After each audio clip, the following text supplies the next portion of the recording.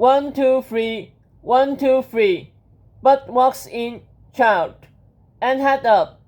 You are watching, not scouring the floor for lost coins. Police barked at Agatha. His dogs had attacked to a fat sheep's carcass, wobbling around the gold tower ballroom. Police kept time with a willow stick as Agatha danced with the skeletal, red-haired altar boy who had made a spectacle of himself at Tetro's coronation. Don't rush, girl. 1, 2, 3, and stop gripping William like he's the last lifeboat out of Uti. And smile, Agatha. This isn't a devil's hunt. Dance like this, and you'll be egged at your own wedding.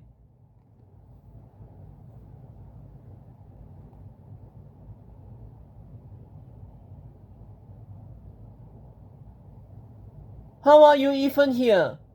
Agatha gloated, exasperated by her clumsy feet, her helpless partner, and the return of a pretty, scant-furred, snub-nosed cannon she thought she had left behind at school.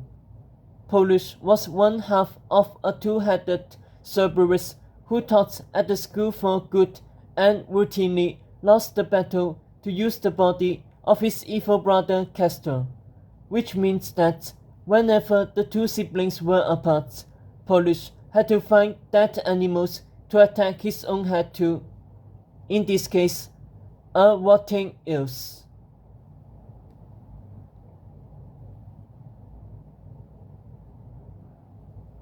Clarissa Dovey and I had a falling out, Polish sniffed. After Sophie was appointed Dean of Evil, I encouraged Clarissa to consider her own succession plan just as her friend Lady Lasso did before her ultimately death. As I explained to Dean Dovey, not only is she ripe in age, but it's time for good to have a fresh face at the war rather than one second past its prime. Of course, I pointed this out in the most tactful manner, but Clarissa ignored my many missives. Spine straight.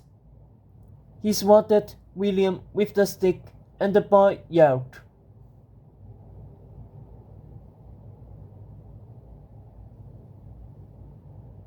So, I circulated a petition advocating for mandatory retirement age with Dean Dovey is well past. Naturally, I also nominated myself to replace her, but the shield caught wind of the plan and had me fired. Police jabbed at Agatha with his stick. Agatha snapped it in two and handed it back to him.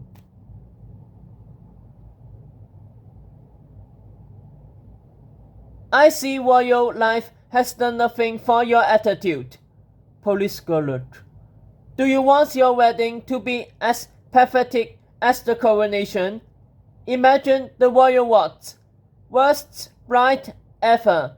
Is that what you want, Agatha? More embarrassment?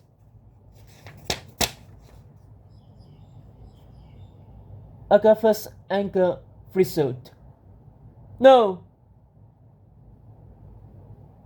Good, because when Lady Grimling heard of my travels at school, she brought me here to help you, said Police, specifically to teach dance, etiquette, and history in preparation for your wedding. She's even planning to make me your permanent steward, given your help for constant supervision. Stewards are for kids, Agatha frowned. I won't need a steward once I'm officially queen. Only you can't be officially queen until Tetros is officially king, and right now, there's a sword hanging over that prospect, Police said, gazing through the ballroom window at Excalibur sticking out from a blue tower balcony across the catwalk. Two royal guards stood on either side. Police met Agatha's eyes. So, until your dear unofficial king finds a way to pull that sword and seal his coronation, here's Lady Grimling watching his every move, and you have me.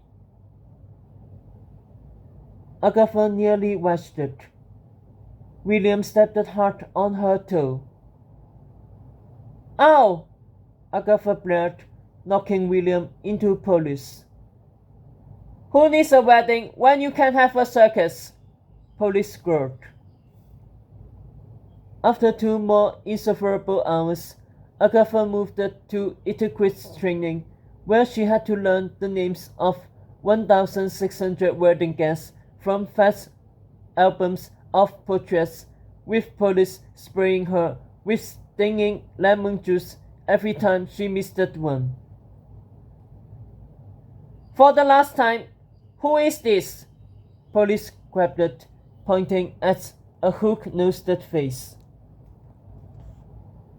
The Baron of Hyderabad, Agatha said confidently. Baroness! Baroness! Police yelled. Agatha goggled at him. That's a woman?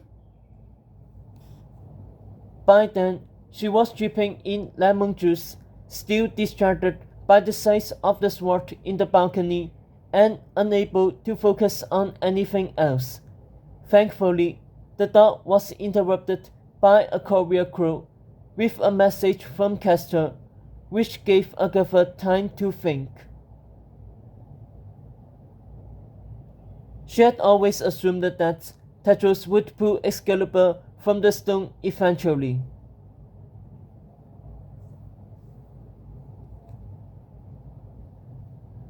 Sooner or later, she got the blade free, or she figured out it was a clue to another puzzle or riddle, and then he'll solve it. She had yet to consider that Tedros might never complete his father's coronation test, that the sword might stubbornly hang in that balcony for the rest of their lives, an internal reminder of his failure, in which case Tedros would never feel like a true king. He'll be trapped in this cycle of shame and isolation, so different from the gallant, open-hearted boy who once looked to her as his partner.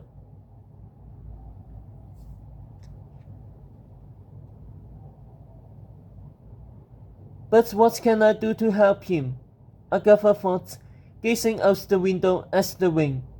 This wasn't like a child battle at school, where she could sneak in to save him. The sword was Tedros' task, and his alone. And yet, if she could help him somehow, wouldn't that fix everything? Agatha watched the storm gust across the castle. Something caught her eye through the wing. Agatha leaned over the windowsill to get a closer look.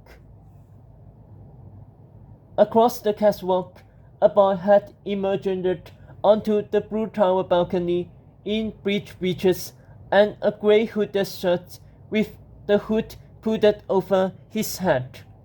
He dismissed the guards and stood there all alone.